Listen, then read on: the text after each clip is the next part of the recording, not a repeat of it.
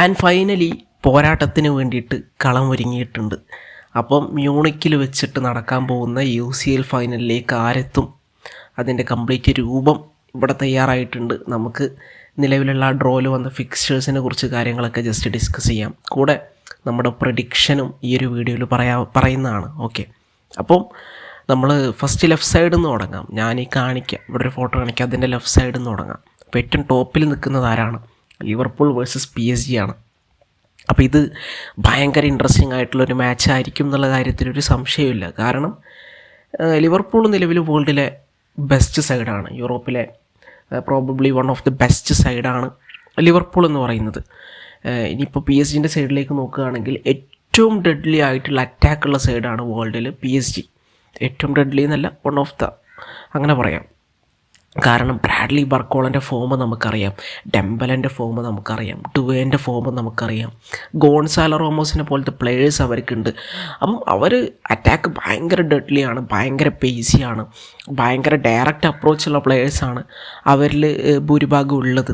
പിന്നെ അവരുടെ മിഡ്ഫീൽഡ് എന്ന് പറഞ്ഞു കഴിഞ്ഞാൽ ഭയങ്കര ഹൈ ക്വാളിറ്റി മിഡ്ഫീൽഡാണ്. വിട്ടീഞ്ഞ ഒരു ഗെയിം ചേഞ്ചറാണെന്ന് നമുക്കറിയാം. ഫാബിയാൻ റൂയിസ് നല്ലൊരു കൺട്രോളറാണെന്ന് നമുക്കറിയാം. പിന്നെ ഡിഫൻസിലേക്ക് വരുന്ന സമയത്ത് അവർക്ക് ന്യൂനോ മെൻഡസിനെ പോലത്തെ, ഹാക്കിമിനെ പോലത്തെ, അല്ലെങ്കിൽ ഗോൾ കീപ്പറായിട്ട് അവിടെ ഡൊണർമനെ പോലത്തെ പ്ലെയേഴ്സൊക്കെ ഉണ്ട്. അപ്പോൾ അതൊക്കെ അവരെ സംബന്ധിച്ചിടത്തോളം ഹ്യൂജ് ബൂസ്റ്റാണ് ഒരു ബിഗ് സ്റ്റേജിലേക്ക് വരുന്ന സമയത്ത്. പക്ഷേ ഓപ്പോസിറ്റുള്ളത് ലിവർപൂളാണ്.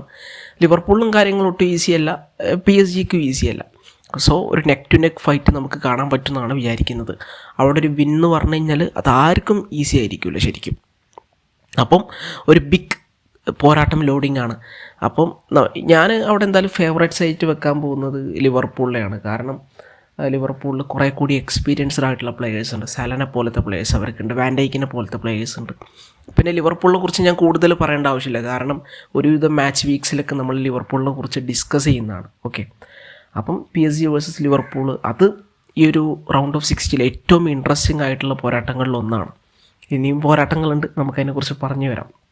പിന്നെ ഇപ്പോൾ അവിടെ കാണുന്നൊരു മാച്ച് എന്നുള്ളത് ക്ലബ് ബ്രൂഹെ വേഴ്സസ് ആസ്റ്റൺ വില്ലയാണ്. എനിക്ക് തോന്നുന്നു ക്ലബ് ബ്രൂഹെ തോൽപ്പിച്ചത് യുവൻറ്റസിനെയാണ്.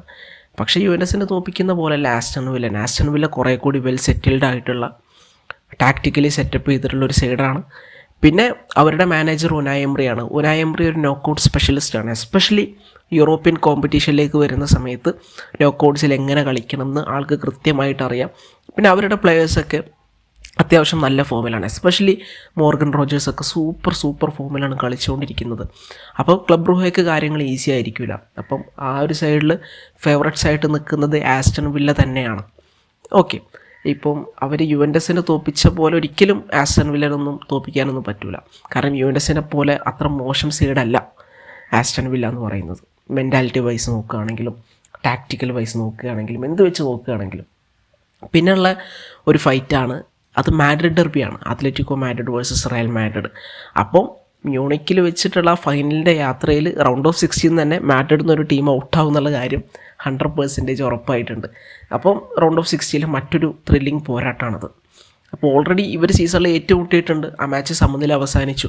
അപ്പോൾ ലാസ്റ്റത്തെ മാഡ്രിഡ് ഡെർബി നോക്കുകയാണെങ്കിൽ നമ്മളെല്ലാവരെയും നിരാശപ്പെടുത്തി കളഞ്ഞൊരു മാഡ്രിഡ് ഡെർബിയാണ്. കാരണം അത്ലറ്റിക്കോ മാഡ്രിഡിൻ്റെ അടുത്ത് വേണ്ടത്ര ഒരു സ്പിരിറ്റും കാര്യങ്ങളൊന്നും നമുക്ക് കാണാൻ വേണ്ടി കഴിഞ്ഞില്ല. അപ്പോൾ അത് തന്നെയാണ് ആ മാഡ്രിഡ് ഡെർബി കുറച്ചൊന്ന് തണുത്തു പോകാനുണ്ടായിരുന്ന പ്രധാനപ്പെട്ട കാരണം. പക്ഷേ UCLലേക്ക് വരുമ്പം അറിയാലോ, സിമിയോണി സർവ്വ തന്ത്രങ്ങളും കുതന്ത്രങ്ങളും ഹറാംബോളും എന്താണ് വേണ്ടത് അതൊക്കെ സിമിയോണി പുറത്തെടുത്തിരിക്കും. പിന്നെ ഓപ്പോസിറ്റ് നിൽക്കുന്നത് കാർലോ ആഞ്ചലോട്ടിയാണ്.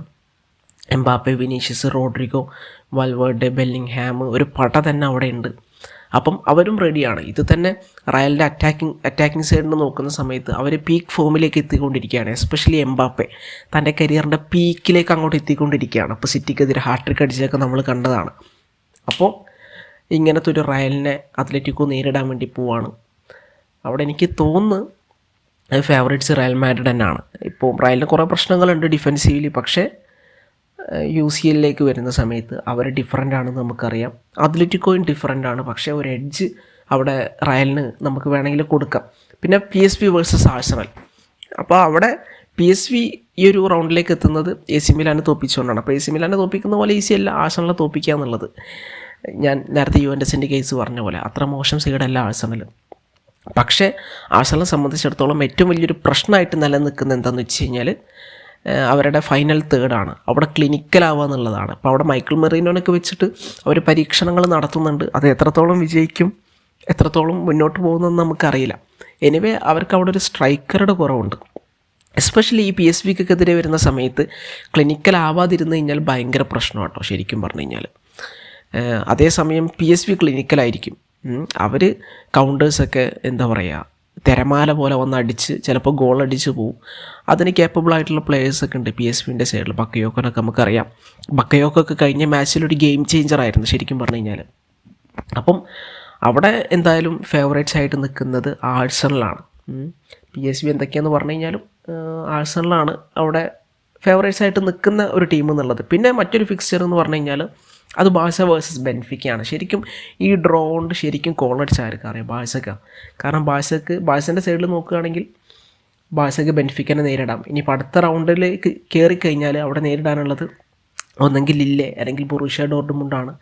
പിന്നെ സെമി എത്തുമ്പോഴാണ് അവിടേക്ക് ഇൻ്ററോ അല്ലെങ്കിൽ ലെവർകൂസനൊക്കെ വരാനുള്ള സാധ്യത കാണുന്നത്. അപ്പോൾ ഈ ഒരു ബെൻഫിക്ക വേഴ്സസ് ബാഴ്സ മാച്ചിനെ കുറിച്ച് പറയുകയാണെങ്കിൽ ഓൾറെഡി നമ്മൾ സീസണിൽ ഒരു വട്ടം ഏറ്റുമുട്ടി 5-4 വിജയമാണ് നമുക്ക് നേടാൻ കഴിഞ്ഞത്. അപ്പോൾ എന്താ പറയുക, അവിടെ ഒരു കംഫർട്ടബിൾ ആയിട്ടുള്ള വിക്ടറി അല്ലായിരുന്നു. ഒരു ഐക്കോണിക് കംബാക്കൊക്കെ നടത്തിയെന്ന് പറയാമെങ്കിൽ പോലും നമ്മളെ one of the worst performance ആണ് അന്ന് ഗ്രൗണ്ടിൽ കാണിച്ചിട്ടുണ്ടായിരുന്നത്. അപ്പോൾ എന്താ പറയുക, പ്രോപ്പറായിട്ട് ബെൻഫിക്കെതിരെ വിജയം നേടാനുള്ള ഒരവസരമാണ് ബാഴ്സയ്ക്ക് കൈ വന്നിട്ടുള്ളത്. ബെൻഫിക്കും ഭയങ്കര ഡേഞ്ചറസ് ആയിട്ടുള്ള സൈഡാണ്. അത് അന്നത്തെ മാച്ചിൽ നമ്മൾ കണ്ടിട്ടുള്ളതാണ്. സോ മണ്ടത്തരങ്ങൾ കാണിക്കാതെ പ്രോപ്പറായിട്ട് ഡിഫെൻഡ് ചെയ്ത് പിടിച്ച് നിൽക്കുക ഗോൾ നേടിയതിന് ശേഷം. അതാണ് ബാഴ്സനെ സംബന്ധിച്ചിടത്തോളം ചെയ്യാനുള്ളത്. പിന്നെ ഗോൾ പോസ്റ്റിൻ്റെ മുന്നിൽ ക്ലിനിക്കലാവുക. ഇപ്പോൾ അന്നത്തെ മാച്ചൊക്കെ നോക്കുകയാണെങ്കിൽ നമ്മൾ കുറേ ഡിഫെൻസീവ് മണ്ടത്തരങ്ങൾ കാണിച്ചിട്ടൊക്കെയാണ് ഗോൾ വഴങ്ങുന്നത്. സെസൻ്റെ മിസ്റ്റേക്കും കാര്യങ്ങളൊക്കെ ഉണ്ട്. അപ്പം ഇനി ബെൻഫിക്കനായിട്ട് മാച്ച് വരുന്ന സമയത്ത് അതൊന്നും വരുത്താതിരിക്കുക. അന്ന് PSG-ക്കെതിരെ അറാഹോ ഒരു മണ്ടത്തരം കാണിച്ചില്ല. അപ്പം അങ്ങനത്തെ കാര്യങ്ങളൊന്നും നമ്മൾ ഈ ഒരു മാച്ചിൽ കമ്മിറ്റ് ചെയ്യാതിരുന്നു കഴിഞ്ഞാൽ നമുക്ക് 2 ലെഗിലും കൂടെ ആയിട്ട് വിജയിച്ച് കയറാൻ പറ്റും എന്നുള്ള കാര്യം എനിക്ക് ഒരു വിശ്വാസമുണ്ട്. പ്ലസ് നമ്മൾ ക്ലിനിക്കലായിട്ട് ഗോൾ സ്കോർ ചെയ്യും കൂടി ചെയ്ത് കഴിഞ്ഞാൽ ഓക്കെ. അപ്പോൾ അതാണ് എനിക്ക് ആ മാച്ചിനെ കുറിച്ച് പറയാനുള്ളത്.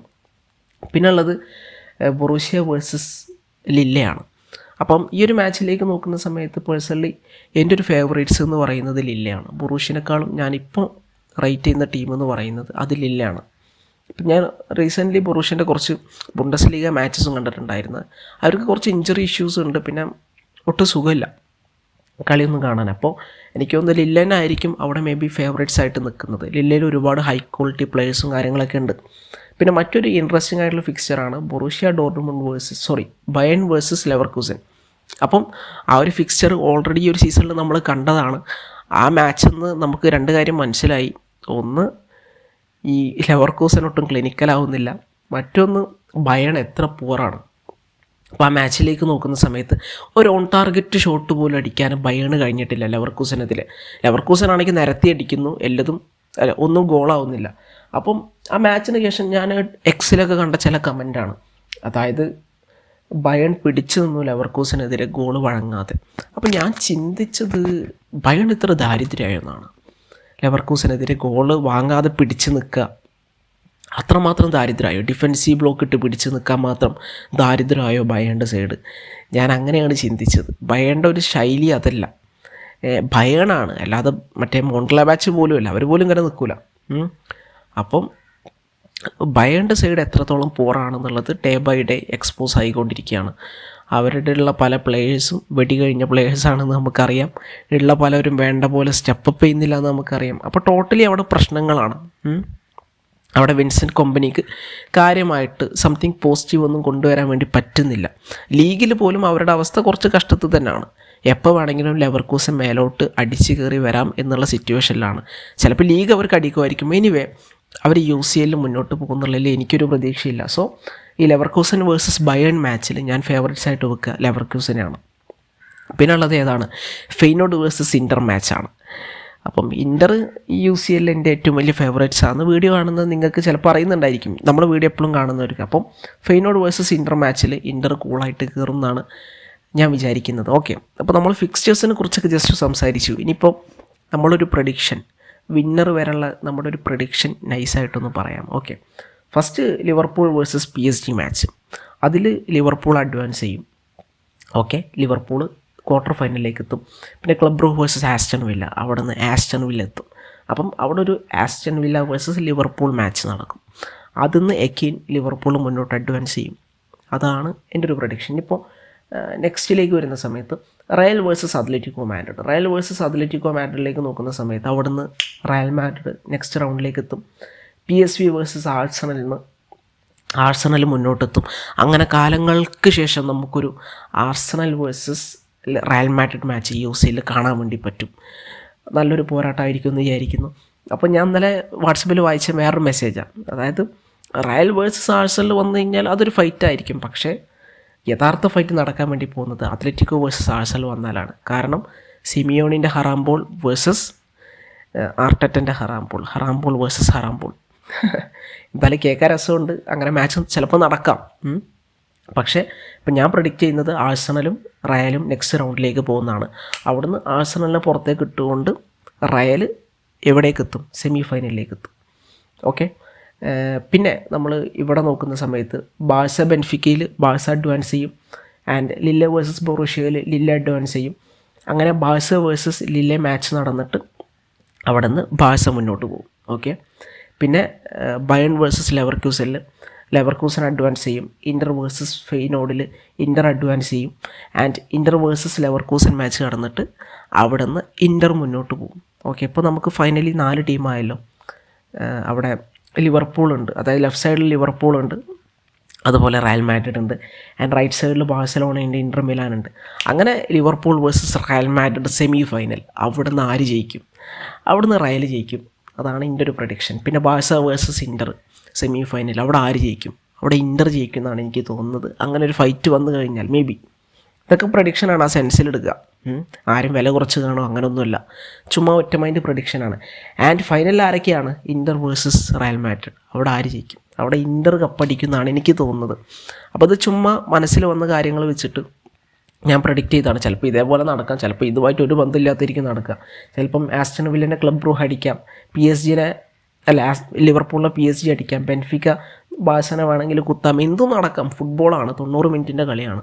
പിന്നെ ഇതൊക്കെ നമ്മളൊരു രസത്തിന് പ്രഡിക്റ്റ് ചെയ്യുന്നതാണ്, നമ്മുടെ ആഗ്രഹങ്ങൾ പോലെ. ഓക്കെ, അപ്പോൾ ആ സെൻസിലെടുത്താൽ മതി, അത് കൂടുതലൊന്നും എടുക്കണ്ട. അപ്പോൾ നിങ്ങളുടെ ഒപ്പീനിയൻസും കാര്യങ്ങളൊക്കെ എന്തായാലും കമൻറ്റ് സെക്ഷനിൽ പറയാം.